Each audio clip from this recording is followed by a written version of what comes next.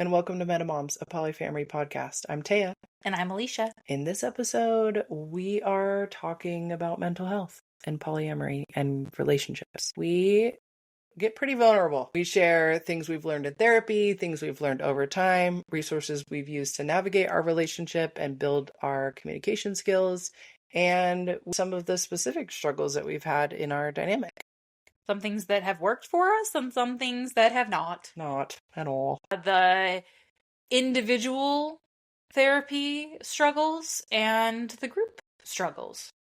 And everything in between. We very much missed you guys on our break, and we're excited to get into it.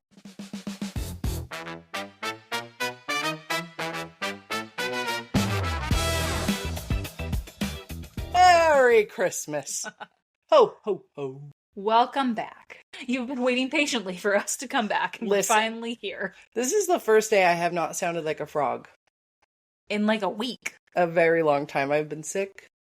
And then before that, we went to the beach. I know. You're going to say, take a vacation. You work too hard. You deserve a break, right? But also, we like doing the podcast. Mm-hmm. But we're also very busy. Mm-hmm. And the holidays are coming, and we do a lot of very fun family traditions, but they also take up a lot of time, and we're trying our best. Yeah. So basically, the bottom line is that we'll do our best through the holidays to keep up on this. The thought process is that Alicia and I will have some time off around the holidays, and we're going to try being the keyword to record a few episodes to get ahead, so that if we do have to take a weekend off, that's okay. And if not, we know you'll be understanding. We appreciate your understanding. Yeah. I just want everybody to know how much we appreciate this space and like the support everybody's given and all that. It's just been so healing, and yeah. And we're not stopping the podcast. No. We're just, the holidays, this is our first time doing this. We've done 10 episodes. We're just kind of getting our rhythm down and trying to figure out how we want to continue this on. Mm-hmm. It's also hard because it's not necessarily generating income, and so hiring it out to an editor is not an option. Not your guys' problem, but stuff that is relevant to us, and like the better that this does, the more we can do with it, basically. Yeah. Which is all things, so. Yeah, but it's also not our only thing that we have going on as well. So still maintaining the other channels, the other social media things that we have going on, which I say that's Taya. And working full time. Yes. And 5 kids. Mm-hmm. So we try, okay? We do our best. The hope is we will find routine in every season. And that's really what changed, is the season changed, and it made it a little harder. But we're locked in. We might take a break here and there, but we're here. We're doing it. We're serious about this. We're going to keep going. We're not in the, 95% of podcasts don't get past episode 12. We're not doing that. We're getting past 12. We're celebrating at 12. Yes. This is 11. Or 13, maybe. Yeah. Lucky number 13. I did love that number growing up. That says 12 was my favorite number. Really? Mm-hmm. That was what my, about it was just my soccer number. It was the first number that I ever got on a jersey, and then I kept that as long as I could. I just love 12. My brother's was 14. Mine, I think it was 11 for the longest time, and then I am obviously not a small girl and ended up switching to, if you've done basketball, tried to give me 31. Mm-hmm. Yeah, the bigger numbers are bigger sizes. Yeah. Which is rude. I know. But whatever. Jerks. I want to be number 1, okay? Or 2, whatever. We're never going to be the point guard. Sorry. No. Mm-mm. I've grown to love it. Anyways, my number ended up being 33, and that has always been my number. So it sticks with you, man. I see 33 really now, and I'm like, oh my God. I know. That's what I think of every time when I see 12. But also, my birthday is the 6th, and so, I double that, and it's 12. So it's somehow I always get a connection back to 12. Mm-hmm.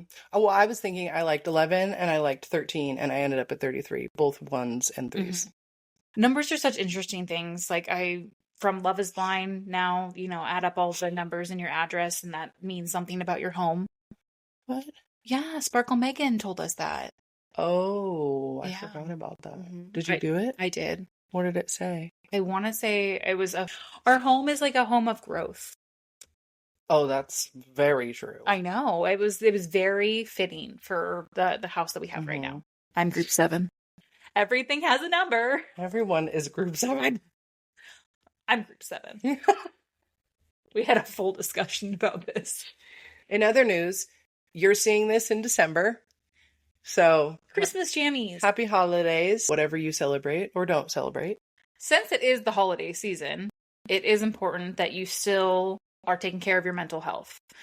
Not only where we live, seasonal depression is in full swing, but it's important that when you maybe don't have your full family support, are things that you need to check in with your own mental health. So we thought it'd be really important for us to talk about mental health today and what that looks like in polyamory and just in general.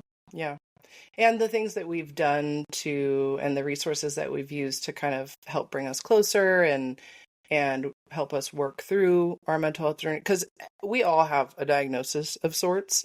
We're all a different flavor of neurospicy. And some of it we use accommodations for, and some of it doesn't come up very often. But it is very relevant in our home.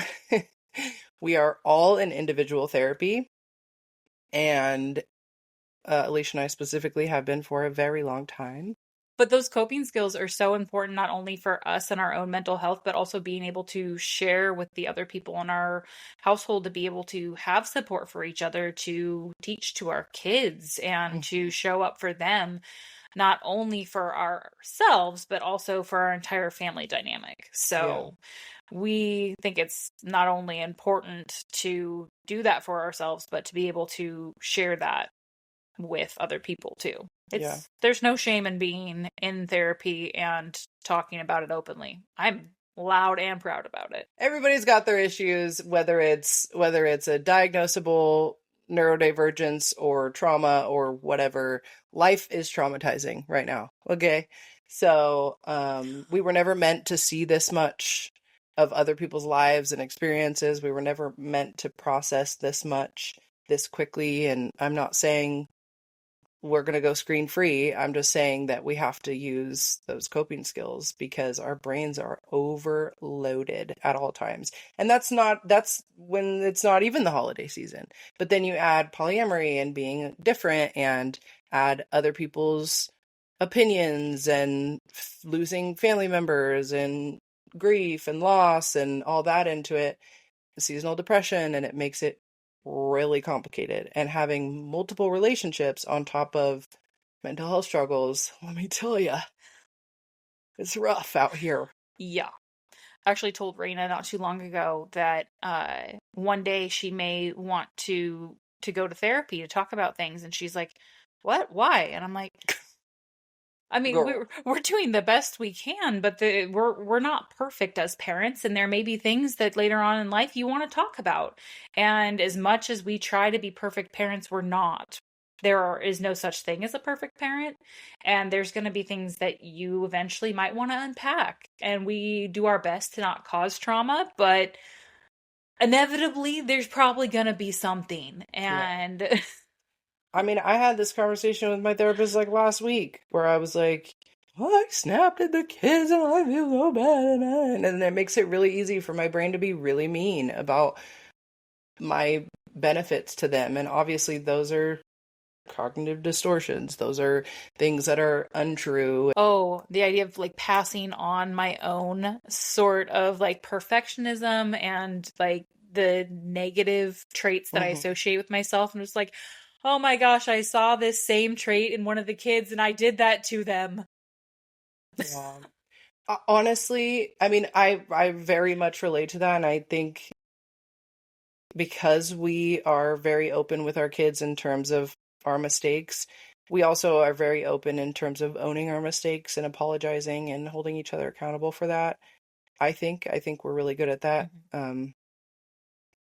We're all well versed in apologizing. It's not something that is withheld in our home by any of us. And so that's really what it comes down to. And that's what ultimately what we circled back to in therapy is like, you being able to come back and apologize is a skill that you're teaching your kids. And then there has to be repair work, of course, but like ultimately that is a life skill that you are setting a good example, because they also have hard days. They're going to tell us to screw off. They're going to snap at us, and then showing them how to repair and apologize is doing right by them. And then you can just try again next time.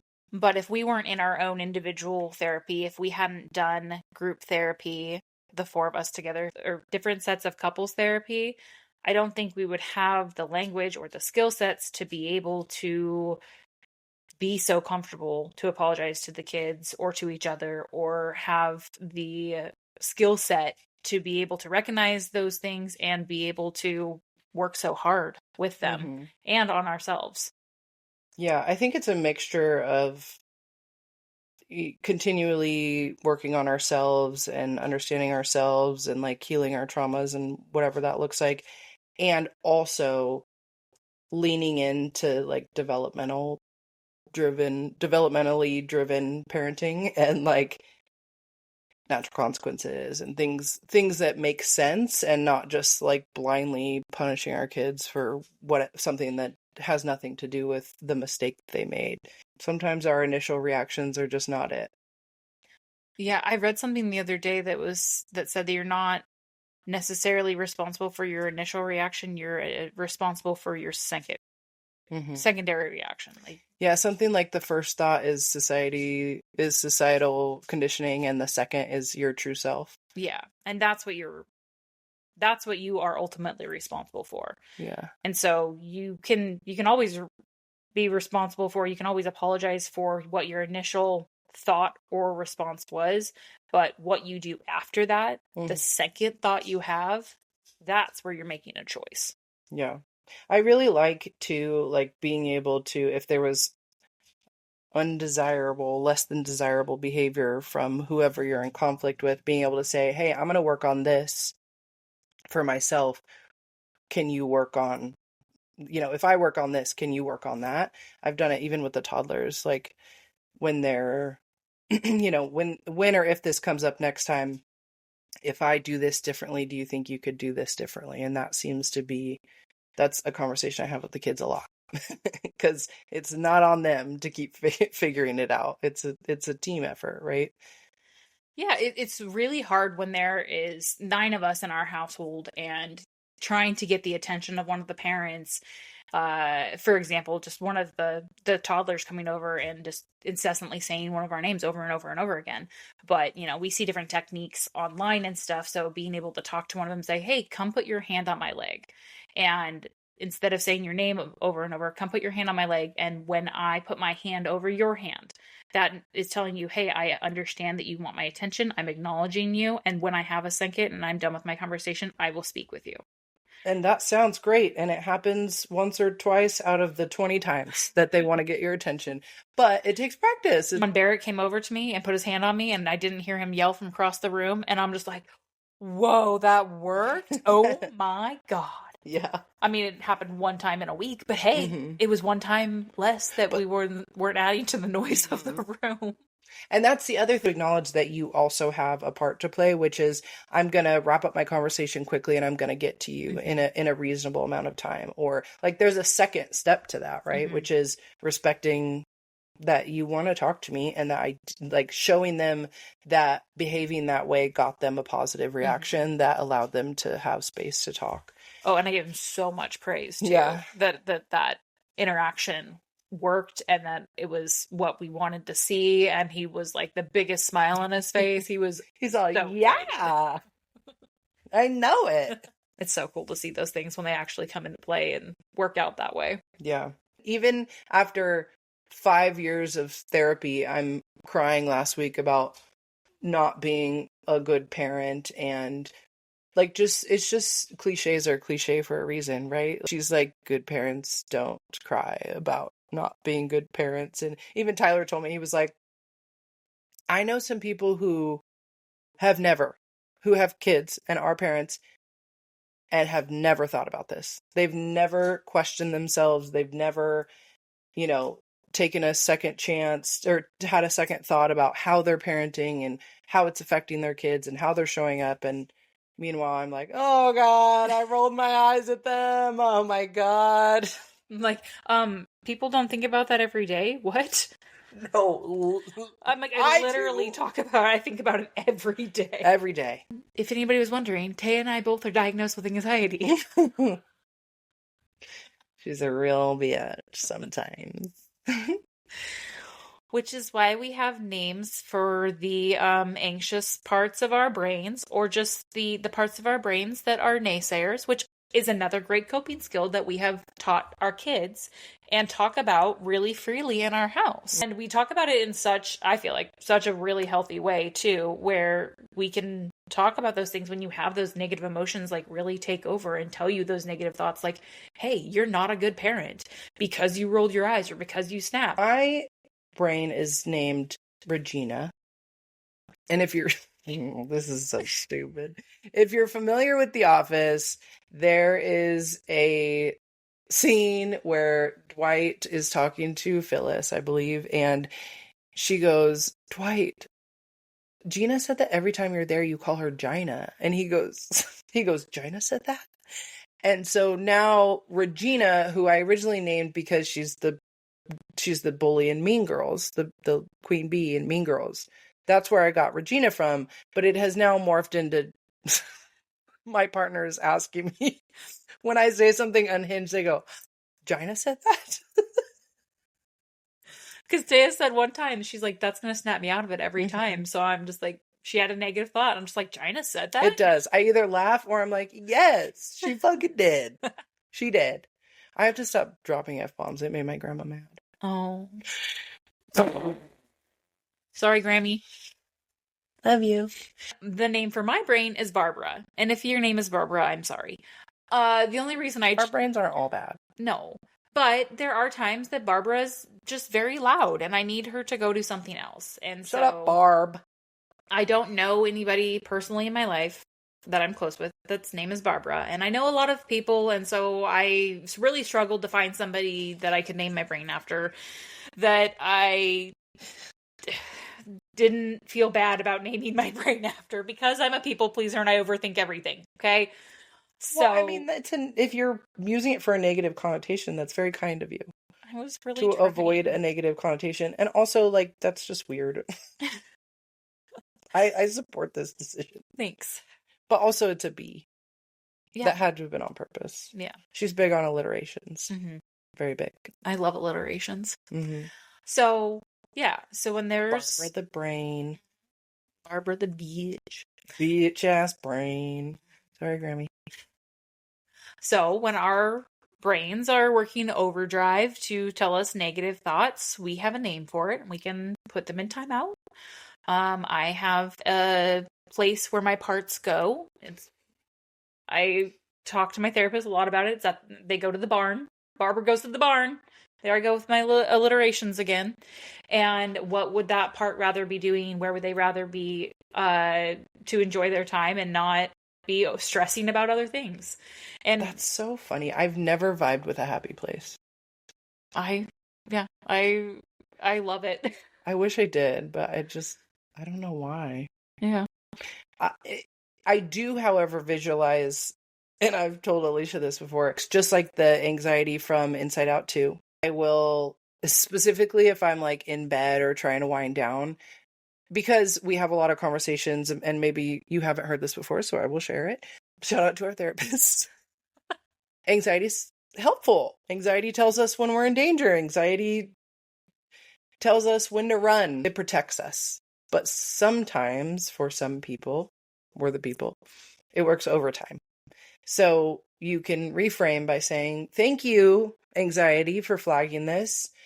You know, I have a plan, or this isn't relevant, or we're not thinking about this right now, or we don't need to think about this right now. Whatever the reason is that you don't want to be thinking about it, or don't need to be thinking about it and reeling on it, which is something I do a lot. You can think it and then say, but that's all now.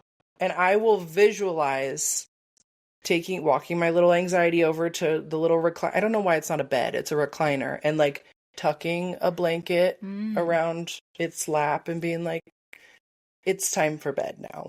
Your services are not needed. You can go relax. Thank you very much for your concern, but everything's okay. And that tends to work for me.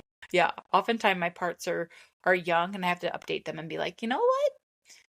I'm actually 36 years old and I have a few more resources than you might have had when What are you your were... parts? The parts are like the emotion. So it's the anxiety.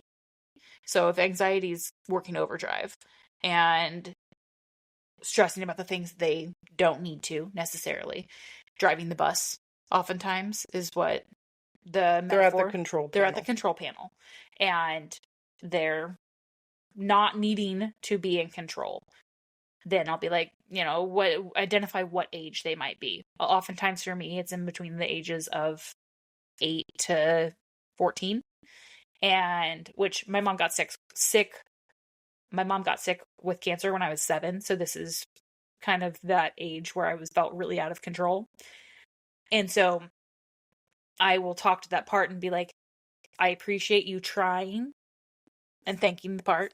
So I appreciate you trying to take control, but I'm now 36 years old and I have many more resources now at 36 years old than I had at 8 years old. So what would you rather be doing? And that's when we go to the barn. Would you rather be riding horses, taking a nap, reading a book, watching a movie? Oftentimes it's reading a book in a hammock by the river at the barn or riding a horse or something. And that's where my visualization goes. I've never been good at being alone or having alone time. It's something this is relevant. Oh, I have a whole team of people there. Okay, that's interesting because my issue with my beef with the happy place is that I have to be alone. Nope. I'm never alone there. I have to be by myself. And I was like, but my happy place is not alone. No, I'm never alone. I don't want to be alone. My happy place is not by myself anywhere. Mom's there, Vicky's there. Oh. Like Lloyd's there. We actually, my therapist and I, we have a whole team of people. Hagrid's there. Because I is he there for the bear hugs? Yeah. Love it. I have fictional and non-fictional people there. No, I'm not. Mine has to be alone, and I was like, I don't like that. Yeah.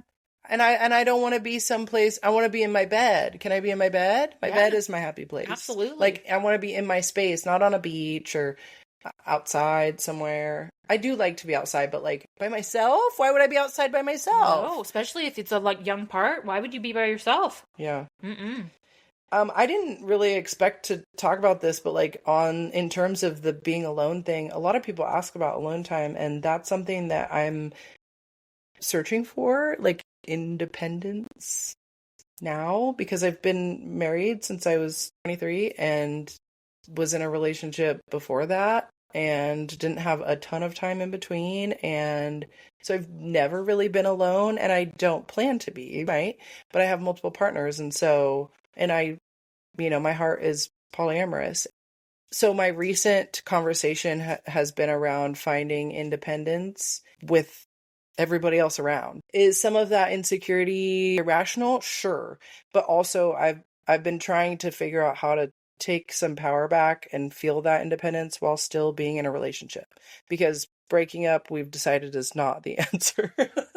My brain is very extreme when I'm not in a good place. And so you can imagine how that manifests both physically for me and in my relationships. You can stay in this and... Yeah. So that's been a new thing for me. Obviously, having a quad, it's even more relevant because my husband's older than me and they already own a home and cars. And so the way that things have snowballed, I just haven't experienced firsthand a lot of things that other adults do. Maybe not in this day and age. Our 30-year-olds buying houses isn't really happening a whole lot. And that's not what I mean. I don't need to buy my own house. I just haven't needed to think about some of the things that somebody who's an independent, alone 30-year-old would also be thinking about. Because I have a ton of support. So it's like a weird thing. I'm not complaining. I just would feel more secure if I worked on my independence. because then it's there if I ever need it. Yeah, that makes sense. I'm sure it won't make sense to everybody, but that's kind of one of those things that you can't anticipate. You can't think, you're not going to think about, do I want to pursue polyamory, and am I going to feel the need to be hyper independent or whatever? That's not something that you think about working through before jumping into polyamory. Like, being in a good place in your relationship when you're monogamous doesn't mean you're going to be in a good place when you're polyamorous. And not say, I mean, there's a lot of people that will say that you need to be in obviously a really good place in your monogamous relationship before you become polyamorous, but you might not know some of the insecurities in your monogamous relationship until you become polyamorous. So it's important to be working on your mental health simultaneously and continuously, I think. I think both your mental health and your attachment and your security, because you have to be, the goal for me is to know I'd be okay alone, even though that's not my intention. And even though I have a support system that goes outside of this family, and even though I have friends and family, I want to be okay being alone in the quiet. I tell all my friends and family, if they bring up jealousy, like, don't settle for jealousy. Don't do, and I've said this online too, don't settle for these negative feelings. And the thing is if you're in a monogamous relationship and you tell anyone like, oh, I'm a really jealous person, or you tell your partner, I don't want you talking to that person because I feel like they're flirting with you. Like, that stuff is so normal. It's in TV shows. It happens in real life. It's something that happens a lot in our society, and we just accept it. So not everyone would, right? There might be some people who are like, I don't want to be with someone like that. But most people put up with that, and they cater to that person's insecurity. And I think there's a balance that needs to be struck there, because you can put in boundaries and ask things of your partner that make you more comfortable, but you also should be working on that, right? Because this is an undesirable negative feeling that's probably stemming from trauma or trust issues. It could be from your parents that it's manifesting in your own relationship. As long as you're continuing to work on it. No, I would really challenge you to dig deeper and figure out what those underlying feelings are. Because a lot of times when anger comes out, it's normally not just anger. There's another feeling that's underneath there. So trying to figure out what that might be, or where is that jealousy coming from, and why is it coming up? Is it because you want to feel included too, because you were left out a lot when you were younger? Or, oh, I know that's sad. Or is it just, sad. they're, your partner's going and doing something that you really wanted to go and do? Happens for me a lot. No, it doesn't. But that's something that has come up with us a lot. I mean, that's probably, for me, the most relevant jealousy issue that comes up. There was, I will give a prime example. There was a restaurant that Tyler took Taya to early on in our relationship that I had talked to Tyler about going to for years. Oh, no. Was I jealous over Tyler and Taya's relationship?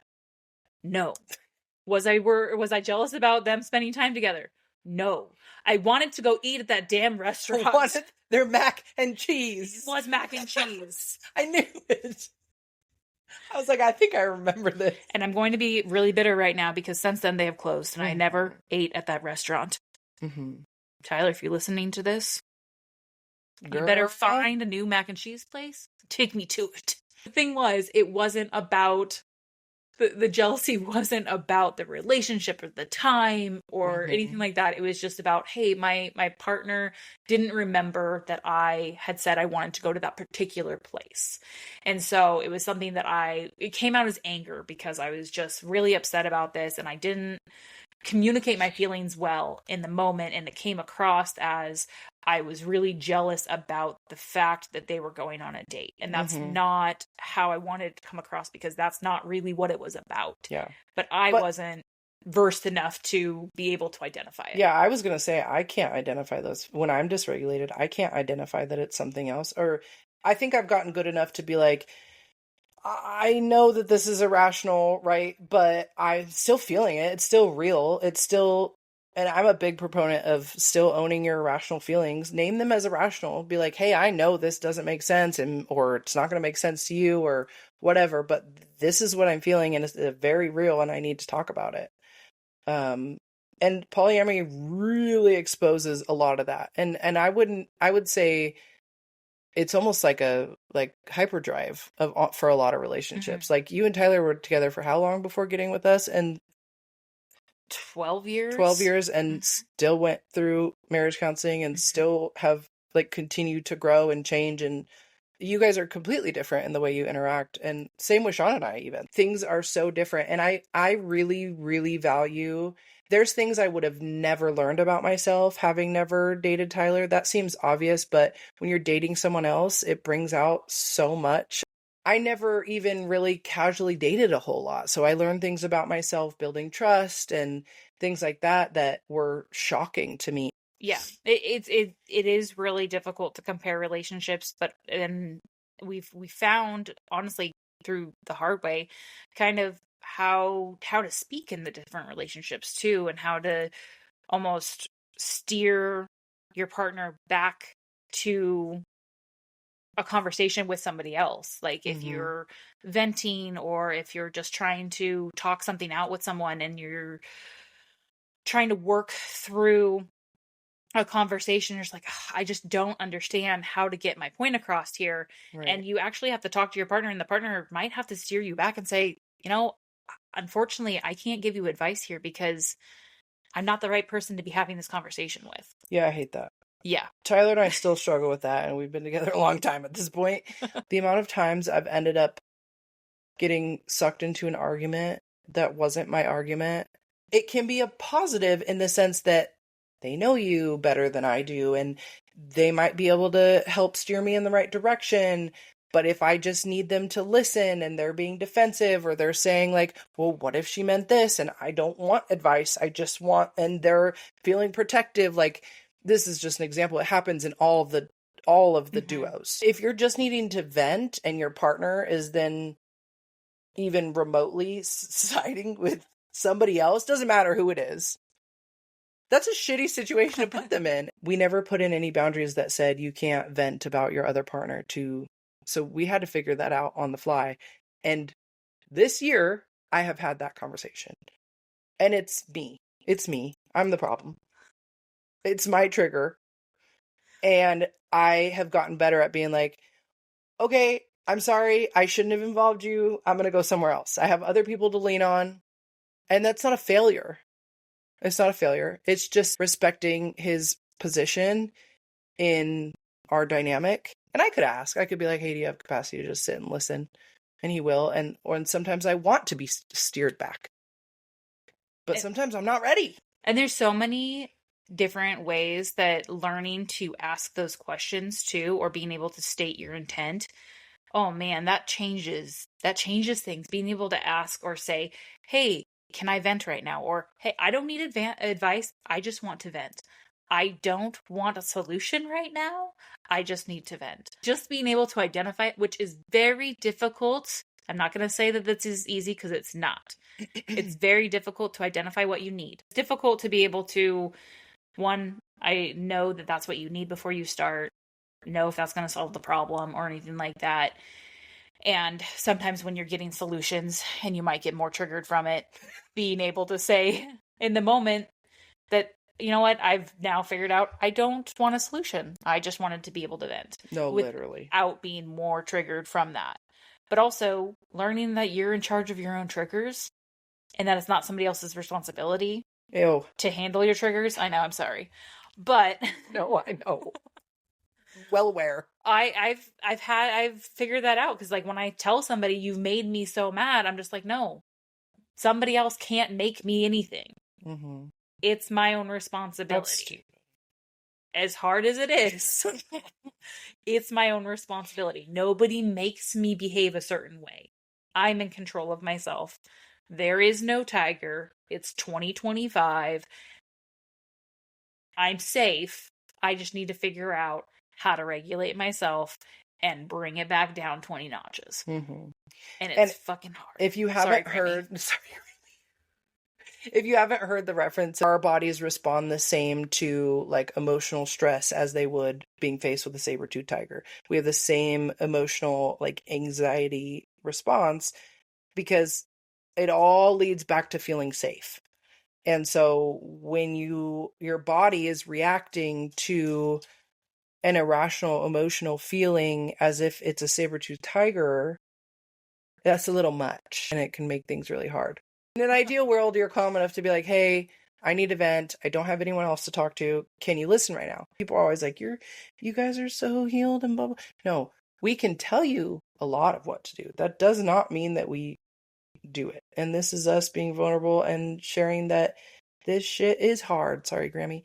And we we are doing our best. And there are days where we're incredibly dysregulated and it feels impossible, but that feeling is so much better than it was 5 years ago. We have come really far and we have tried many different things. Like we used to have a book club on violent communication, the four of us, and we all agreed that we were going to read a chapter a week and then come back together and talk about what we learned in that chapter about how we could better communicate. I love NVC. I think nonviolent communication is a really healthy way to communicate your needs because it takes the emotions out of it. And if you can take the emotions out of what you're trying to communicate and you can just talk about the facts of this is what happened, this is how I felt in a tangible, concrete way, this is how I'd like to see it go different in the future, you can't argue with that. Right. When you're coming from a space of there's no right and wrong, there's only validated and heard. It's just, here's the facts. This is what I would like to see different. You also have to be able to come at it from a regulated approach. No, for real. I was going to say the hard part about nonviolent communication is it's a whole different fucking language. Sorry, Grammy. It's a whole different freaking language from what we're taught in society. Society doesn't use nonviolent communication. No. And is not trauma informed. Like most people don't speak in a way that's inherently trauma informed. It's a learned skill. Yeah. Using tools for fighting fair. Very difficult. Very hard. Stopping yourself when you're not in a place to do that. Very hard. Using code words to stop a conversation when it is not productive and off the rails and there's name calling. Very hard. But it's important to try and establish those types of things. Those are all different techniques that we've tried and we've implemented some of them throughout the years.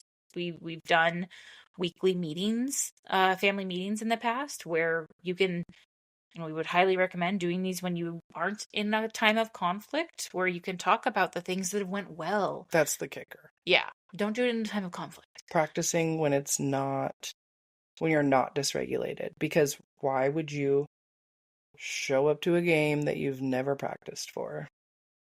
And what we struggled with when we were trying to do the weekly family meetings was that there wasn't a template out there when you have more than two people in a relationship. And that's something that we didn't follow up on, and I still would like to see is some sort of template that does include non-traditional families that have more than two, ideally four, because there are four of us, but ways to be able to talk about your wins for the weeks, things that you want to work on. We do, in a way, talk about different things that we have coming up, but it's not necessarily in a super structured way. When we have a busy week, we'll talk about it. We're going into a week where we're going to be down a parent for a few days, and so there's still activities that are going on. There's going to be car swapping that's going to be going on. How are we still going to be able to manage the household during that time? We're going to talk about it in advance.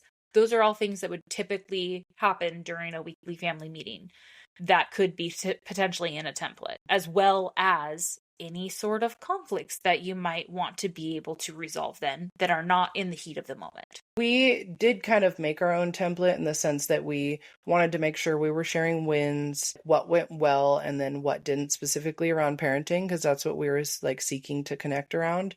And we unfortunately started that in a time of a lot of conflict. And so even though we've worked through a lot of that, it's still made it was, if nobody brought up the family meeting, it didn't happen, even though it's, I believe, still on our calendar. So and we're not doing them in a structured way right now, but we do turn back to them every time there's dysregulation in our relationship or we just are feeling all over the place or need to reconnect because it is so powerful. And one thing that we were talking about before this in terms of like advice for starting those meetings is just start with the positives. Meet weekly and share your highs for the week. And maybe that'll open things up enough for you to be able to share some things and start to build trust and see that the meetings are helpful and people are coming from a place of a good place and well-intentioned place. But we would just avoid them if we could, unless we really needed to. And nobody would call a meeting because it's uncomfortable. Who wants to sit down and talk about their problems? Not me. Not me. I don't want to go to therapy every single time it comes up. And I've done it for 5 years and I love my therapist. Still don't want to go. Because it's exhausting. It's work. Outside of doing the weekly family meeting, we also attempted to go to therapy for the four of us and do like a quad therapy. Unfortunately, it didn't quite work out because the therapist that we had said that they were versed in polyamorous relationships, but it didn't quite work out the way that we were hoping for. So it's really important, not just in individual therapy, but I think also in couples therapy or any type of therapy that you're going into, any sort of relationship therapy, that they're versed in polyamory. Yeah, they were a student and it was big, heavy things that we were talking about. We were talking about parenting and navigating how to get on the same page. And she made it worse.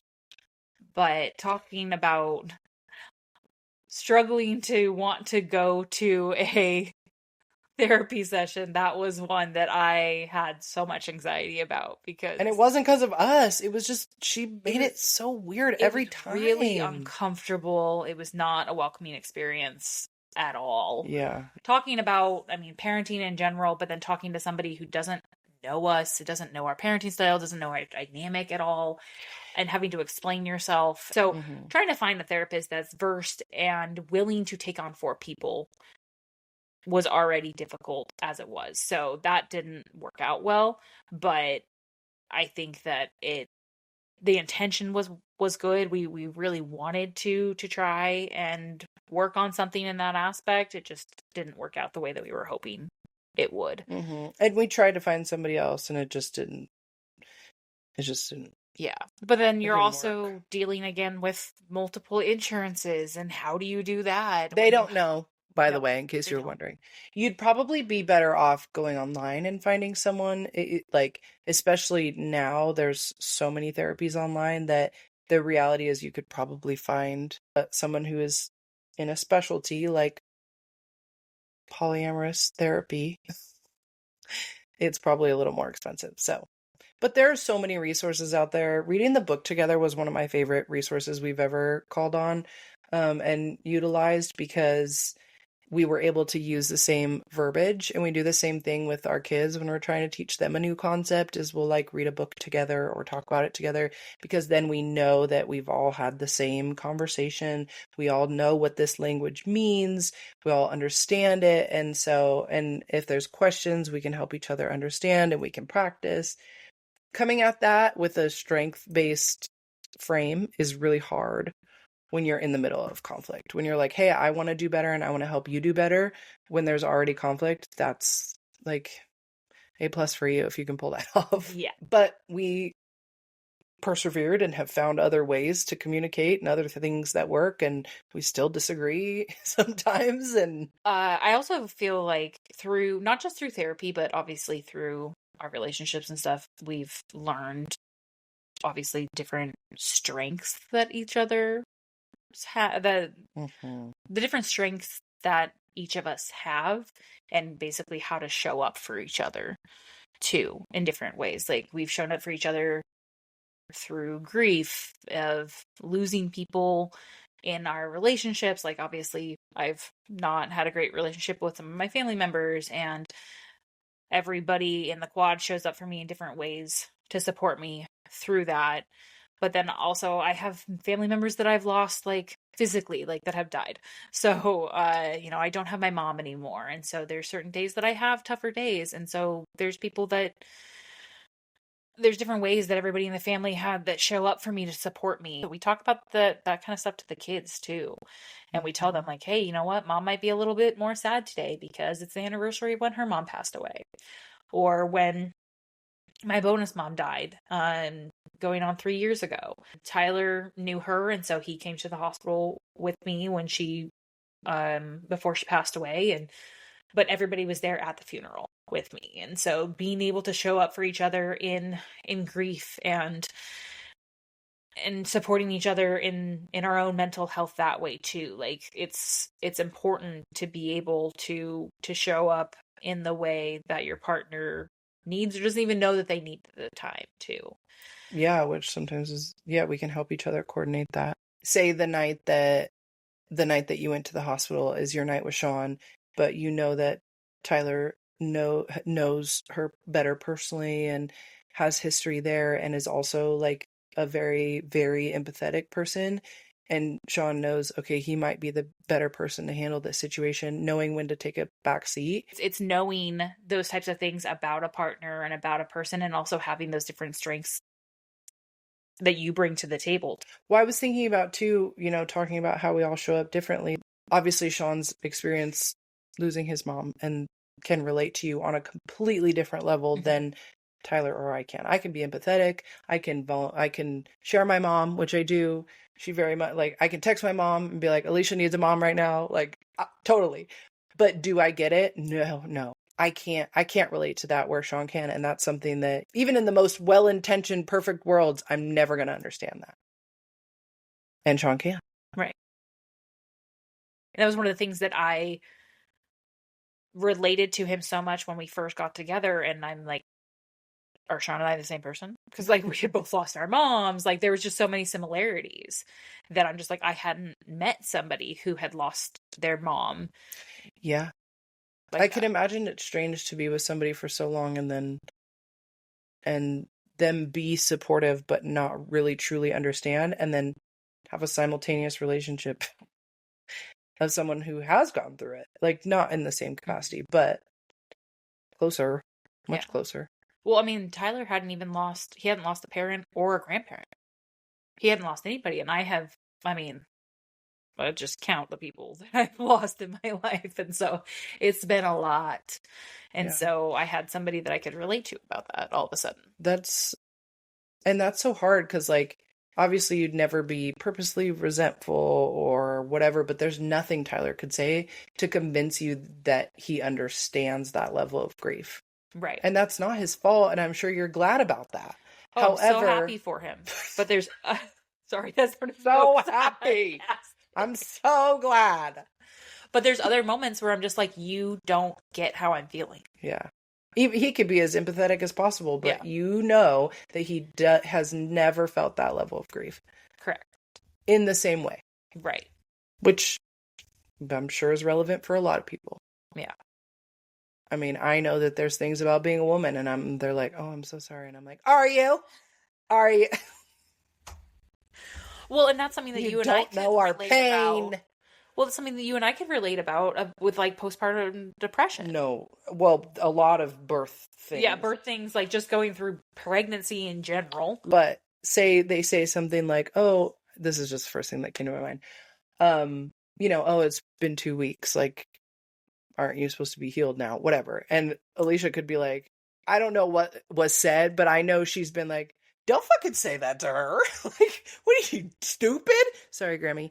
Like, she just had a baby. Don't say that shit to her. Even if it was that obviously isn't a well-intentioned example, but even if it's well-intentioned, it's almost like a friend to a friend of opposite sex. If you're third wheeling with somebody and their spouse says something stupid that they don't know, and have a big mouth like me, and you're like, whoa, hey, that's uncalled for, whatever. But it can be related to pregnancy, postpartum, just having a period and PMSing in general. Being a woman, having long hair, being perceived, any of it. Just like, you would not understand, you're a man. Right. Which they're really good about. They really are. But it just was another. They're good about knowing their privilege when it comes to their gender. Yeah. It is just, that's just an unknown or a bonus polyamory perk. that you can kind of like an extra little thing to have each other's back without really knowing that that was a thing. Yeah, and it's not that they don't believe us or wouldn't try and understand, because they might think, well, that was harmless. I didn't mean anything by it. And you're like, so she's postpartum. Like, well, and that just reminds me of almost like what we were saying earlier about fighting and things like that, where it's like there are times that Tyler has said something and he's like, am I going crazy? When he talks to me about fights or something that he might have had with you. And I am like completely uninvolved with the situation, but he confides in me and he's talking to me about the situation, and it might not feel good that he's talking to me about your guys' fight or anything like that. But there's times that he'll tell me about it and I'm just like, dude, you are so wrong. You are the asshole. Yeah. And he's like, I don't understand. How am I the asshole? And I'm like, you didn't actually say that. And he's like, but it was, but I said that. I'm like, no, you might have implied that, but that was not actually, that wasn't actually stated. Right. Yeah. And so we've done that for each other a lot. We've done that for all of us. Yeah. So being able to give another perspective and not even necessarily call them out, but just give one other perspective, and like, it might take, because I don't have any emotion. I'm not invested in this. I can take the emotion out of it because it's not my fight. Yeah. So if I can give a little bit more perspective on something and be like, if you said it this way, or like maybe it sometimes does help. Well, there was a lot of times where I was talking to, I mean, it's come up different ways, but the first thing that came to mind was like when I was talking, there's been times where I've talked to Sean and I see the similarities in the issue that the disagreement that you have. And I don't necessarily say it, but sometimes I can be like, hey, I know exactly how she's feeling. So I need you to hear me right now, because I, again, don't have emotional stake in this, but this is a good opportunity. And that has made a world of difference in both of our relationships, for me personally, at least, because being able to talk about our faults in our relationship with somebody who's so close to it, who's not activated and not dysregulated, it's almost a bonus, right? Yeah, it's like, I'm not gonna pull out the specific example, but I'm gonna be like, well, and it almost makes you feel giddy, because you're just like, okay, I can give some perspective in this without it being triggering. At this point, we could just be like, he's doing that thing, and we're like, yeah. Oh, that thing where, yep. And you're like, I hate that. And I'm like, yep. So it's almost, it's cool because you can help. And I'm sure that, okay, I can't say this for sure, but I would imagine that the guys feel the same way, that there are things that both Taya and I have done that they could relate about and say that for sure that they have both experienced it from both sides, that maybe that they can help give perspective to on the opposite way as well. That I feel like if you have more than one voice pointing it out to you, and that there's a pattern there, at least for me, if I'm being told that by more than one voice, then I'd be like, oh, I need to do some reflection there, because I want to improve. Right. And if I have more than one partner that's telling me that I'm doing something that is undesirable or making somebody uncomfortable or whatever that might be, like, I don't want that. I don't want that. My intention is not for that to be the outcome. Right. So I want to improve myself. Right. And it's not that I'm a bad person or whatever. It's just that how I'm coming across is not how I want to be perceived or whatever. So I need to make an adjustment. And I relate to that a lot, because the same as Tyler, like, am I the asshole? I don't trust myself in terms of my emotions and overthinking, and we don't need to get into all that, but Gina's a bitch. Sorry, Grammy. And there's times that I'll ask Tyler too, where I'm just like, this was my intention. I hope it came across this way. If it didn't, then... Oh, I do that shit for real. Yeah, and he's like... Sorry, Grammy. He's like, I did not... He's like, that's not how I took it at all whatsoever. And it's like, and I think that it's because being in multiple relationships or being called out for certain things that I just never in my wildest dreams thought that that's how I could have come across. I'll ask Tyler and he's like, no, you're overthinking it. You're fine. You're okay. And I'm like, okay.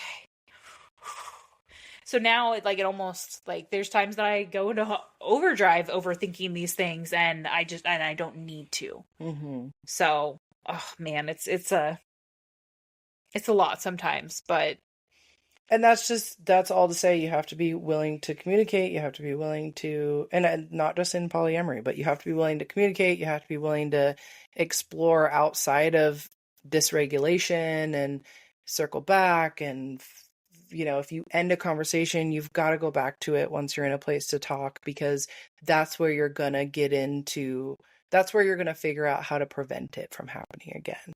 If you only talk through dysregulation, and you might have a fine time, you might de-escalate, you might move on and be totally fine. So circle back after some time has passed and share your intention and ask what would have felt better, and all those things, because that stuff, it matters, but it only affects things positively if you're clear in your communication and you understand the way your partner processes. And I've learned a lot from not taking things personally.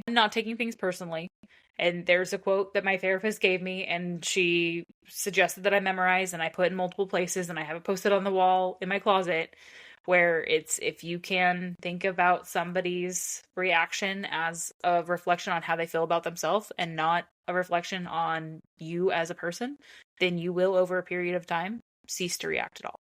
And that has saved me from so many fights, because if somebody has a reaction and snaps or says something and I don't take it personally, I'd be like, that was not about me at all. You have to trust that that person is also going to communicate what they need and what the issue is. Like, if you just walk away with, well, that's not my problem, then it'll never get better. So I think that's where I oftentimes will circle back to and become hyper fixated on I did not like that. I don't want to do that again. How do we prevent that? Yes, absolutely. If it was completely uncalled for and unnecessary, absolutely.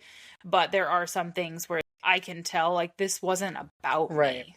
Right. So I'm not going to let it, I'm not going to take it personally, because I know myself better than that. And I know that reaction or that interaction really wasn't about me, because I know who I am at my core. And so I'm not going to let that change how I feel about myself. And the other one that's really helped me a lot is the let them theory. And kind of just, if somebody's going to be upset about something that's little and trivial and it wouldn't really get under my skin, and that's something that's going to, or have a reaction about something, or roll their eyes, or scoff at something and doesn't affect me. And not saying that I don't have trust issues, because I definitely do, but I also have to trust that I can't control other people. Yeah. So the only person I can control is myself. Yeah. So since I can't control somebody else's reaction, I just have to let them. Well, apparently we had a lot to say about that. Yeah, a lot more than I was expecting, but I feel like it was all very important stuff. Yeah. And obviously we missed you guys because we had a lot of yapping to do. Yeah. Also important to say, we are not therapists, and we do not know how to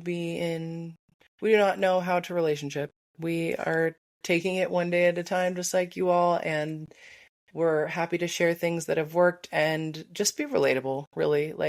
I find my comfort in knowing that I'm not the only person that feels this way.